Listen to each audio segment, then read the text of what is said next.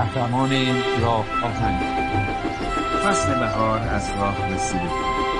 آسمان آفتابی و آبی، دشت‌ها پر از گل‌های زیبا و درخت‌ها فصل شده.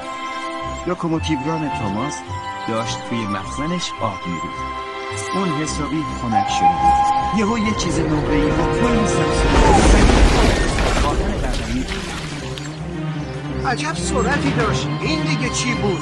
اون قطار نقره‌ای توی تمام خطوط آهن حرکت کرد و باعث تعطیل توماس شد. این دیگه چی بود؟